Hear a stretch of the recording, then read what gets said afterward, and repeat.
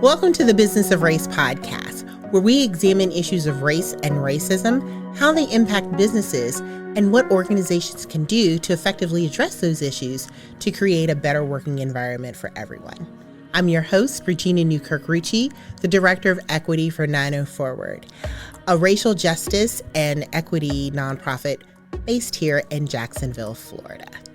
And today I have the distinct pleasure and privilege to be joined in the conference room by Gracie Simendinger, who is the CEO of Leadership Jacksonville. Welcome to the conference room, Gracie. Thank you. Thanks for having me. All right. So, I love to just jump in and get right down to business. And so today, you are a head of a leadership development organization. And one of the things that I constantly hear is that organizations really struggle to identify leaders of color. We don't have anybody there's the issue with the pipeline. We don't have that talent, et cetera.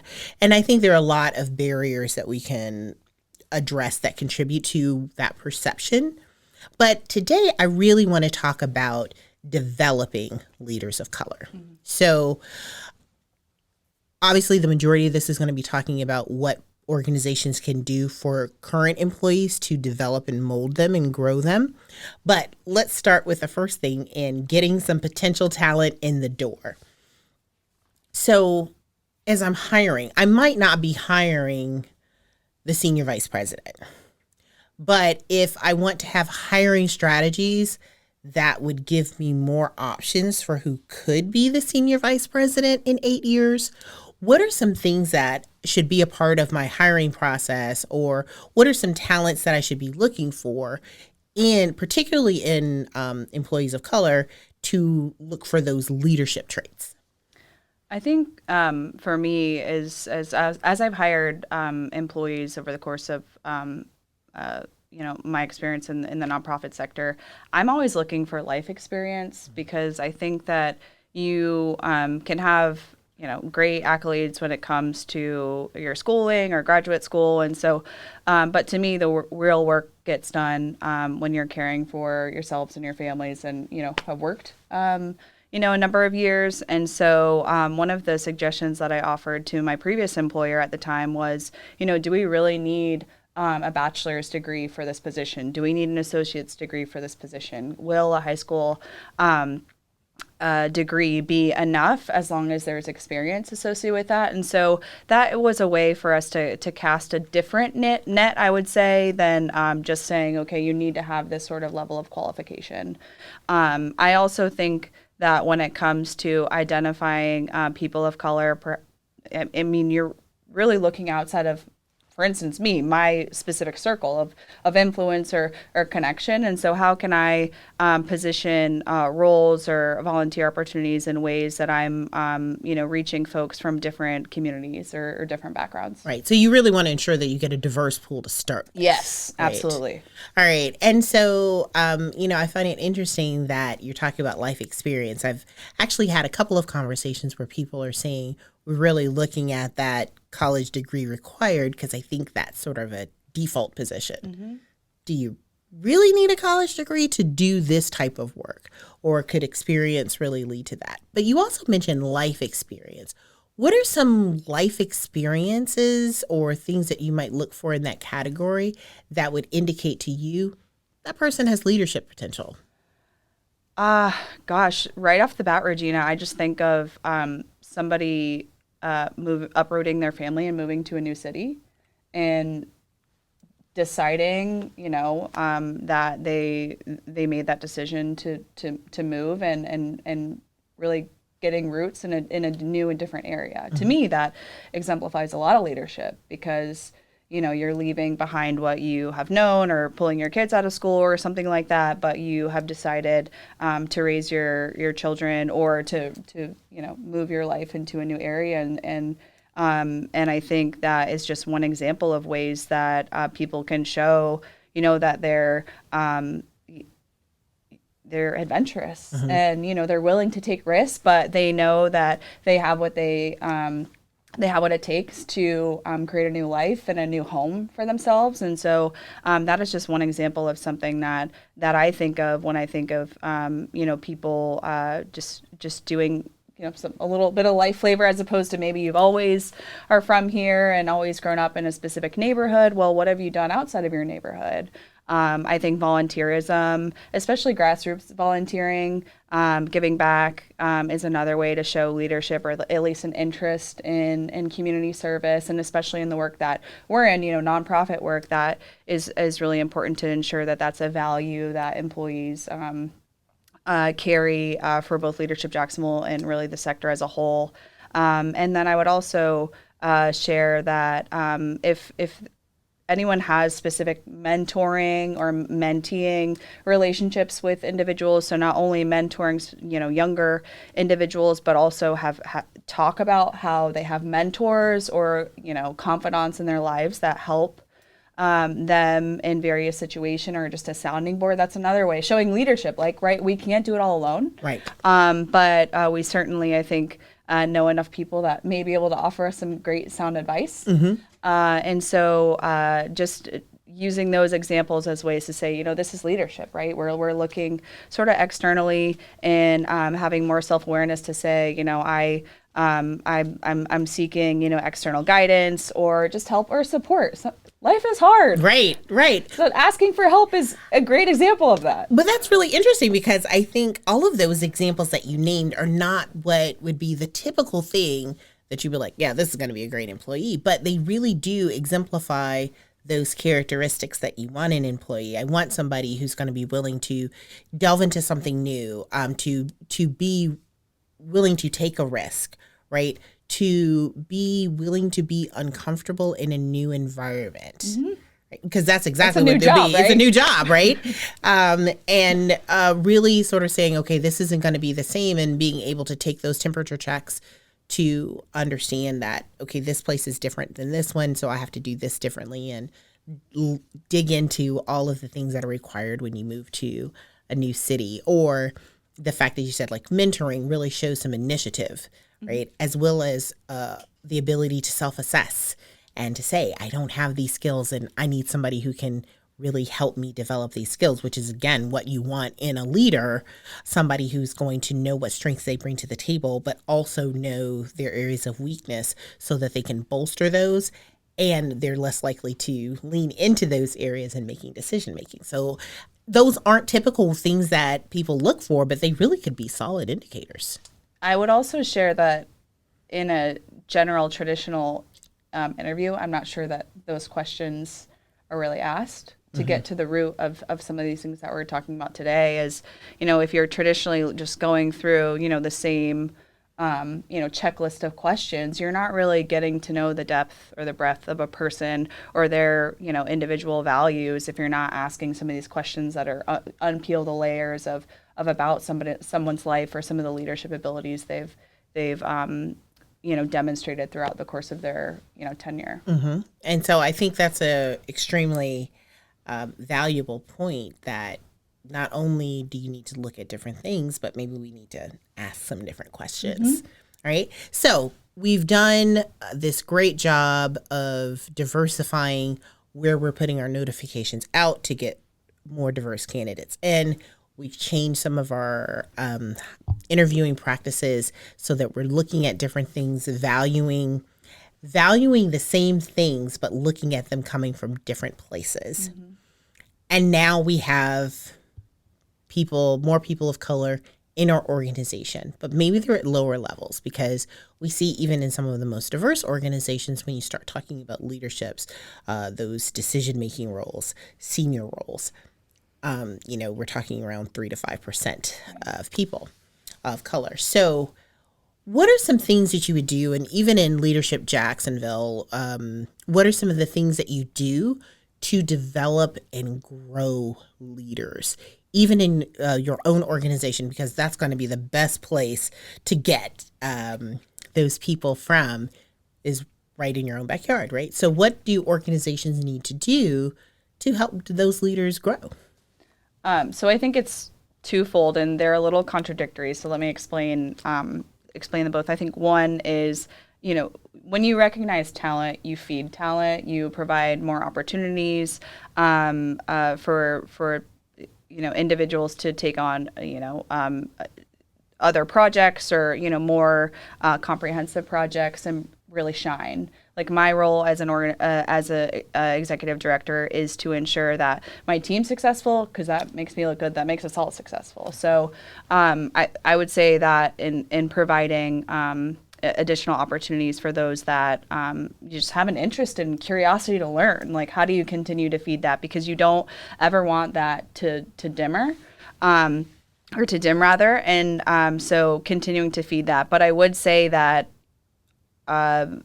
oftentimes you hear of people that are making the decision on behalf of other people. Well, so-and-so is too busy. We don't want to give them additional work because X, Y, and Z. But I don't think you as a leader need to make that assessment and saying, oh, well, why don't we let them say they're too busy or say this is a project they may or may not want to work on. So having those open dialogues and the opportunities that are still, of need to the organization. One other thing that I will caution in regards to this is the compassion tax. Mm-hmm. I don't know if you have heard of it before, but it's essentially so many of us give and give and give, and so there is a tendency to, oh, well, so and so can handle it. Oh, she's great, he's great. We'll just pile it on top of people until it becomes too much of a burden, and the workload is significant enough where some team members don't feel comfortable saying no or asking for help. And so I think that consistent dialogue and ensuring that that people have the correct resources and are also provided with additional resources, not only to get the job done, but also if they're doing more work, they should be paid for more work. Right. And we tend to go back to the employees that are really productive, the ones who get things done, the ones who don't give us a hard time about it. And then I've also noticed in that, even with the compassion tax, they're so great.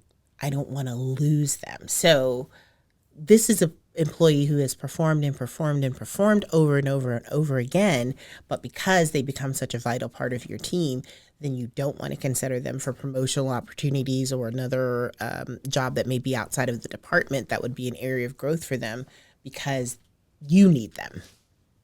Selfish, isn't it? Yeah, yes. But I mean, I know that's a reality, but if you think about what you just said, it's very profound and it's very real. But I also think that we talked about, dimming someone's brightness. And so if they get to a point where, they're burned out and don't have the opportunity to take on additional responsibilities or move up in a company or move to a different department, I mean, you've already lost that person, right? They're going to be looking elsewhere.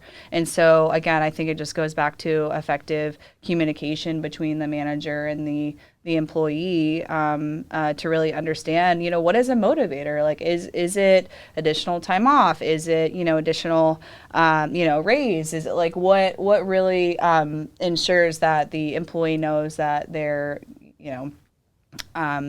valued and the organization needs to take care of them to ensure that they don't leave. But I do think that an organization can be stronger if an employee is moved to a different role within the organization. That's much better than not having the employee at all, which you run the risk of doing if you keep them, you don't promote them, and you burn them out. And it's, of course, it's easier said than done, but of course, cross-training is always an opportunity. If you do have a shining star that is doing really well but has an interest in moving to a different area, a different department, or is up for a promotion, having the ability for them to be a part of the hiring process for their replacement and helping to bring them up to speed and ensuring that, the level of quality and care is taken to whatever, they're no longer going to be doing. That's an option too. But of course that takes more time than just leaving somebody in the same role. But I think that also shows that you care about them and their contributions, and you also know, like, you're doing great work, would love for you to train this other person to take over for you because I trust you. Right. And you provide so much value, and I know that you'll help identify somebody that has the same level of care and interest in these specific responsibilities. And that's a proactive response, right? Like really thinking ahead, 2 steps ahead when this person is offered another opportunity or really wants to grow, that we're ready for that transition. But I also think going hand in hand with that is career pathing conversations, right? Really understanding where employees want to go and creating the roadmap to get them there. And not just, so if you want to become the senior vice president of communications, you're going to need to be the vice president of communication, which means you're going to then need to be the director of communications. And you're going to, not just that, but if you want to become the senior vice president of communications, then we're going to need to have some opportunities for you to have some speaking engagements. We're going to need to make sure that you're involved in the development of some marketing material so you can understand what goes on too. So understanding the knowledge base that's needed, as well as the connections that are needed in the organization to help move people to those roles. I think it's twofold too, Regina. One is the key to that is transparency. Like if you want to get here, here are all the steps, that we would like to provide you, opportunities to serve and get experience in each of these areas. But you also have to put your money where your mouth is if you're going to say, okay, now you are trained to be at this level, you need to ensure that there's an opportunity for that individual to move up or they will move on. The second thing is sometimes, especially for those that operate in smaller shops, we outgrow positions. And it's okay if, the next position, your next promotion is outside of the organization that you're currently working for. And I know for some organizations and leaders, it's taboo to have those conversations, but it's reality. People have options, especially now. And so if we can have conversations with our, shining stars and knowing, I mean, we all know someone who's talented and that has options, but if we know that them moving on to another role will most likely be outside of the organization, what prep work, what continuity planning, what, hiring or cross-training, what we talked about, can we do to ensure that, that piece of the puzzle within the organization is taken care of while this individual also has the opportunity to excel in their career moving forward. So, Gracie, one of the things I was thinking about with small shops is lots of times the job that you want is your boss's job. Yep. Right? And so a lot of people are uncomfortable. I think I've had one supervisor who is really comfortable in talking about that, or I should say was open in talking about that. But for people where the move up is my role. Right. I like my job. Threatening. Right. It can be. It can be. So how do I manage this cultivation of leadership but still feel, okay, I'm good. I'm secure in my job. And I don't take that as a threat to my own position. So I think it depends on the person. Some people are grooming for their replacement, right, depending on where they are in their career. So that makes it a little easier because eventually you'd like to retire and identify somebody that you feel comfortable taking over, that would take over for you. I think for me, I still feel strongly that, elevating high-performing team members is the way to go, just because, like I said, my team does great, I do great. And so, if I felt threatened by someone who had an interest in my position, I think, that could get a little squishy. But I think, again, providing opportunities that are really within either the skill set or the interest area of team members that are looking to expand, the skills or the responsibilities of what they're doing now or capable of doing, and also helping to grow the organization, and you as the leader establishing the vision and having them help execute is still a win-win.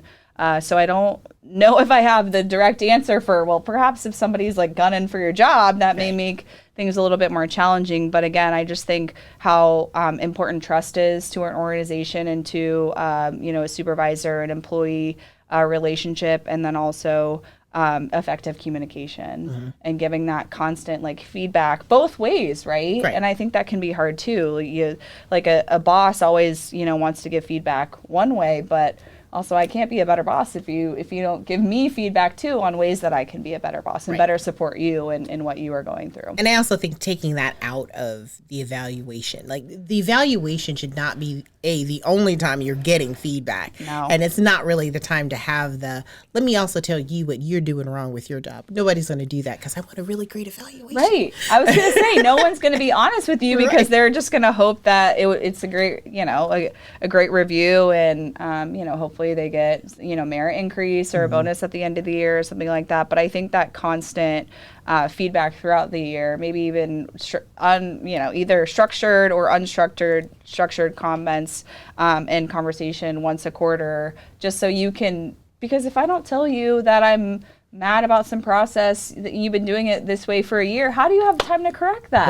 Right. What do you do with that information, right? So unless we have those conversations in ways that I can pivot and be a better manager to you, or we change the process in this way that makes more sense, for the organization or efficiency or something, then we're not really able to. And that's it. That specifically is also just an incredible thing that you can, in a formal review, talk about. Hey, I gave you this feedback 6 months ago, and let me tell you, like you've, turned, took that information and feedback, like great, and look at where we are now, and look what you'll be able to do together. And I think that also says something really about how much you value someone, right? That constant feedback, because I'm telling you these things I want you to improve. And then in a formal review process, when you're acknowledging, I see the improvement, I see the change, or you ran into this hurdle, what happened? Let's talk about it. It really does give more of a sense of being invested. And I think it really increases your retention likelihood. So that two-way communication is extremely important, and that ongoing communication is extremely important. Absolutely.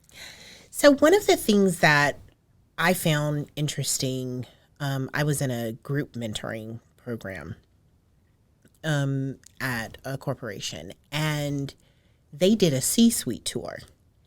And they said it's really important that the people in the C-suite know who you are and you know who they are and what they do. So we would just go, the group, we had a meeting with, the president and the chief legal officer and the CFO, the COO, all of these people in the C-suite. And they met us all, and they told us a little bit about their experience and how they were able to get to the position.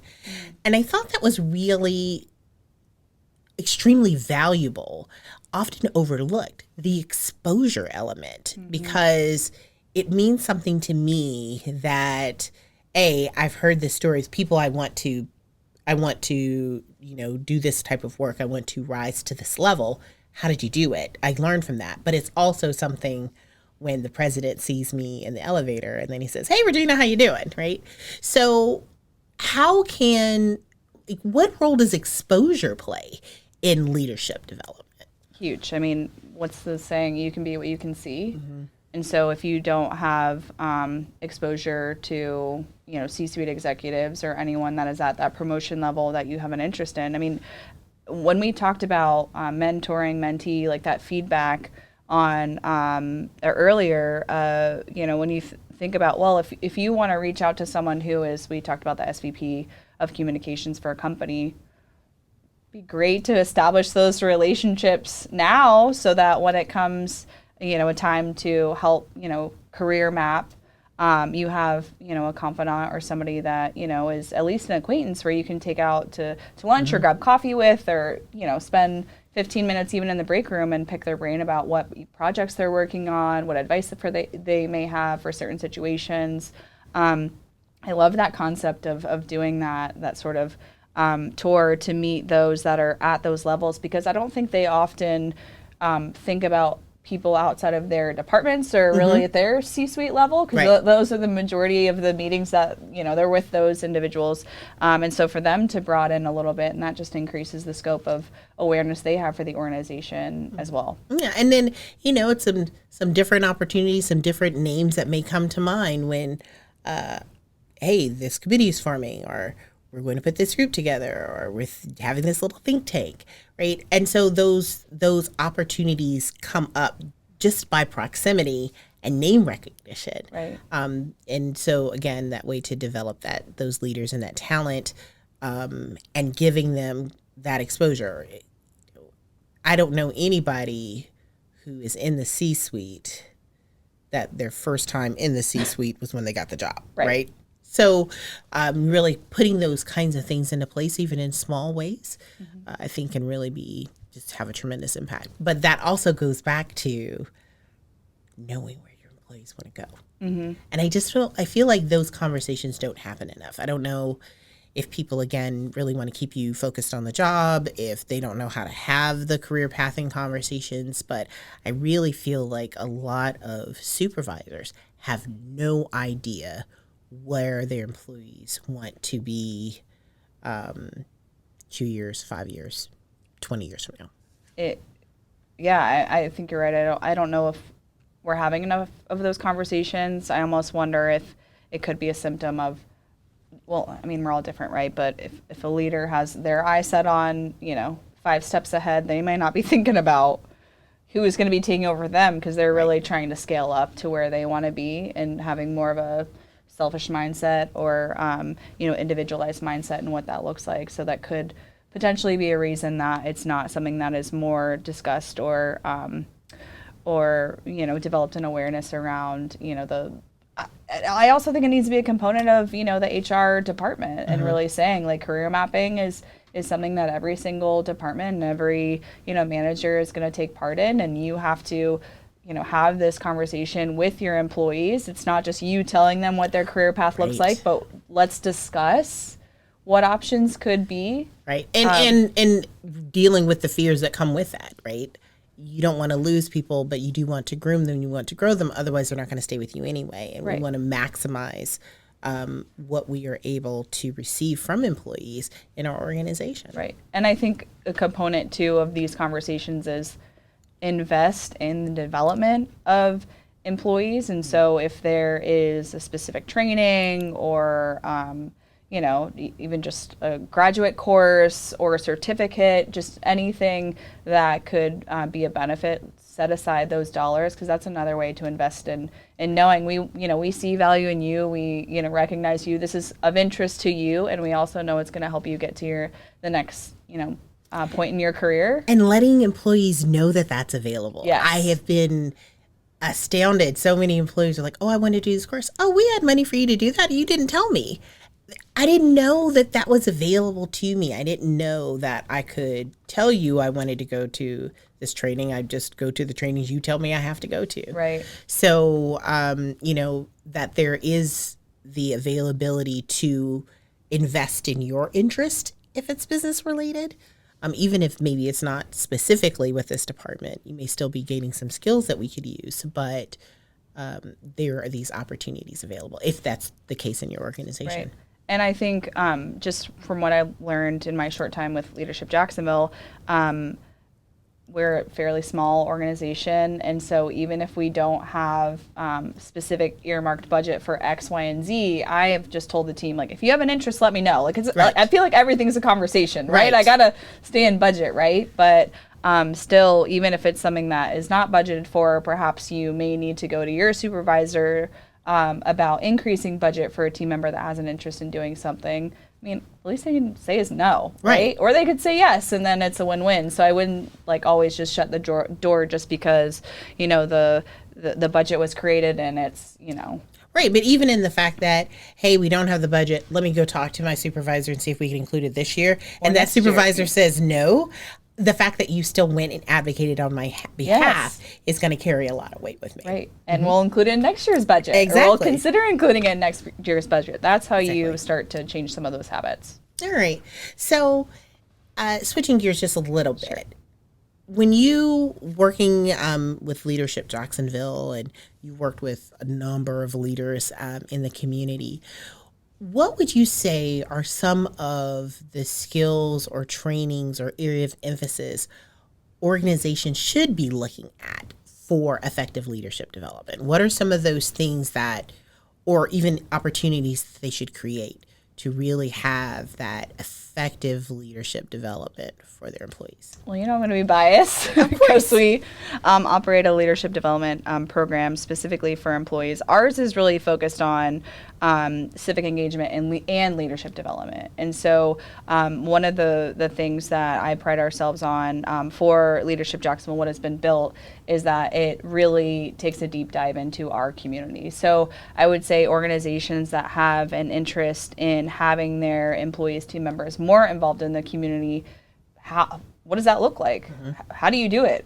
How do you become more educated in what's going on in the community and ways to get more sort of involved and invested? And so that's, I think, what our sweet spot is we work with corporations and partners to ensure that their team members have the opportunity to learn about this city that they call home have called home their whole life, or are new to the area and are still learning. But there's so much rich history here that not a lot of people know about, and also a lot of inequities that is important for us to recognize and know and have that lens and understanding while we continue to serve in organizations and in volunteer leadership roles. So for us, that's our sweet spot.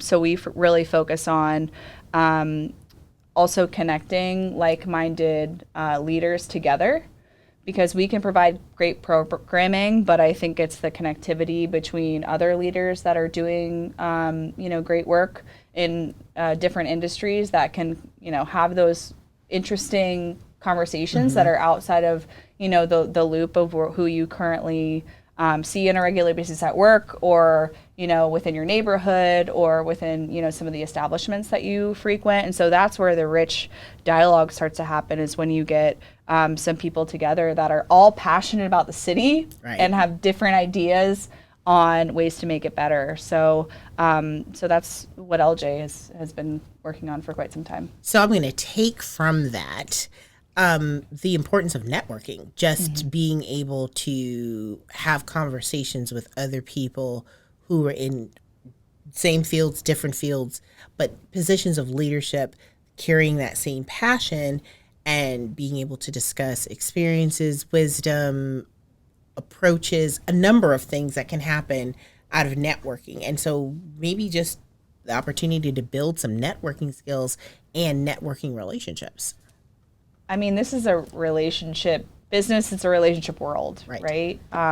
And so those skills, networking, relationship building, are here to stay. I mean, we all crave a sense of belonging, and that's really what relationship building is. And so to me, that is definitely core to being successful in any, position or in life. And I would also share that just building that, we go back to trust. We talk about trust so much, but building up that trust so you can have some of these tougher conversations with people that have different viewpoints than you. If I haven't built that trust with you, I may not have my effective listening ears on. I may be, defensive to what I'm hearing. And so that is something that we really try to build quickly within the group. And I think because we the specific program meets for a year, that over time you start to build that muscle. So you really have to have that time allocated for the development of trust. That's not going to just happen overnight. Yes, yes, absolutely. And so we pride ourselves on that. And then I think just encouraging conversation, but also bringing in subject matter experts that are highly respected in the community, have done a lot for the community, and come in with pretty staggering information. So it's you're respectful of the people in the group, but also the speakers and facilitators that are a part of the programming and the curriculum. I think is what makes what we do really important and highly sought after. And so, and even just looking for these types of leadership groups in your local communities. I know in Nashville, there's the Young Leaders Council. There are lots of these leadership development groups all over. Yes. And really looking for those opportunities. And for those people who are in Jacksonville who might be interested, when do applications for the next Leadership Jacksonville group open up? So our nominations are actually open right now. Individuals can self-nominate, nominate a friend or a colleague, or have their employer nominate them, and they close December 15th. But the actual formal application for the adult program will open up at the beginning of January. All right, fantastic. Soon. Very soon. Really soon. Yes. All right, just enough time to get the holidays over it and get right to work. All right. So in wrapping up, I always like to really leave everyone with the one big takeaway, right? So if you're thinking about leaders of organizations, people who are in HR, people who are leading teams and managing employees, they had one thing that they took away from our conversation today. What would you say the most important thing is? You know, when in preparation for this, I was thinking about, I'm a big Ted Lasso fan. Uh-huh. And one of the things that he talks about, one of the life lessons, is be curious, not judgmental. Mm-hmm. And so I think in that vein of just learning about other people, either those that you are interviewing for positions or learning about your colleagues in general, just being curious and being that person to person, human to human, getting to know them on a personal level and understanding more about them and their interests and career goals and, their personal lives and things of that nature. I just always sort of carry that around with me as I want to approach life and work with curiosity. Uh-huh. Because I think there are reasons for the way that things are. However, that doesn't mean that they always need to stay the same. Mm-hmm. And so for me, in some of the conversations we had about ways that we can provide more professional development opportunities for people of color, curiosity. How can I, how can I help? What would you like to do? Who can I connect you with? Who is a good referral for you? What would you like to learn more about? Just some of those questions I think could really benefit our entire teams. Yeah, it's so funny. I have seen one episode of Ted Lasso. No, I take that back. I've seen two, but the one I saw was the dart game where he did the, the be curious, not judgmental, mm-hmm. With a really illuminating example. So I definitely have a great appreciation for that. I think for me, a similar platitude in you want something different, then you're going to have to do something different. Oh, yeah. Right? So be that you want more diversity in the application pool that you're getting, you're going to have to really look at the practices of how you are recruiting. I really love the looking at different areas of expertise and experience to assess skills that are needed for the job. Because it's not that you're in any way lowering the bar, but you're just saying, am I seeing them in other aspects of somebody's life experience? And so doing that and then, again, creating those different opportunities and conversations, I think sometimes we rely very heavily on doing the same thing for everybody. But my example for that is all the kids in the classroom don't need glasses, but we do all need to be able to see the board, right? So everything doesn't have to be cookie cutter. What's going to work for one employee isn't going to necessarily work for another, but you have to know those employees well enough to be able to make those determinations of difference. So really trying some different things, and let's see if we get some different and better results. Let's do it. Let's do it. All right. Well, Gracie, thank you so much for joining me in the conference room today. I think this has been a really empowering discussion, and I hope that has been extremely beneficial for some people out there listening. There's so much wisdom that you've shared, and I want to thank you for sharing that with us today. And thanks for joining us. And again, the nominations, if you were in Jacksonville, the nomination process is happening right now. So just go to leadershipjacksonville.org. Leadershipjax.org. All right, leadershipjax.org. All right, and then complete that nomination process and find out more about the process and what happens in this year-long program. But I know several people who've been through it, and it's really, really beneficial. So thank you. Thank you for joining us today. Thanks for having me. This was fantastic. All right. And thank you for joining us for this episode of the Business of Race podcast.